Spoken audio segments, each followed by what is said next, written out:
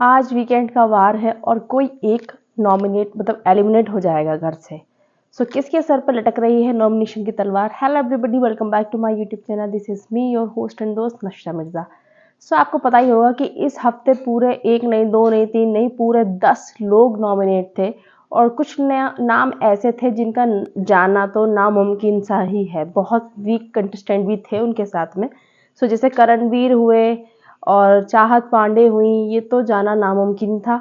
अविनाश ने अपना गेम इतना अप कर लिया लड़ाई झगड़ा करके कि वो अब पूरे सीजन, मुझे नहीं लगता कि जब तक बिग बॉस चाहेंगे वो नहीं निकलेगा, वो टॉप 5 में जाएगा ही जाएगा। सो अविनाश बहुत ही स्ट्रांग पर्सनैलिटी बनकर सामने आ चुका है। अब जो वीक कंटेस्टेंट हैं वो कौन है? हेमा जी, बग्गा जी और मुस्कान।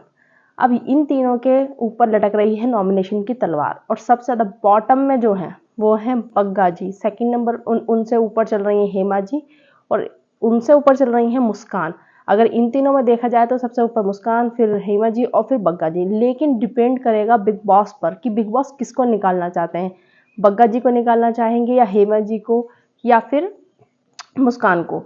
मुस्कान का मुझे ऐसा लगता है उसकी पर्सनैलिटी ही इतनी सॉफ्ट है, वो नहीं ओपन हो पा रही है। मतलब वो ऐसी ही है। ओपन होने के लिए मतलब होता है कि कोई इंसान बहुत ज़्यादा बोलता है लेकिन बिग बॉस में नहीं खुल रहा है। मुस्कान को सबने समझा लिया, अरफीन ने समझाया, विवियन ने समझाया, लेकिन मुस्कान ऐसे ही है जो कि त्यों वो नहीं हो रही है। तो या तो अगर बिग बॉस को यही पर्सनैलिटी दिखानी होगी तो बिग बॉस मुस्कान को रखेंगे, वरना बिग बॉस मुस्कान को निकाल देंगे। मुझे नहीं लगता खैर बिग बॉस फ्री में किसी को रखेंगे इतने आराम से। उन्हें कंटेंट चाहिए भाई, उनको अपना पैसा कमाना है।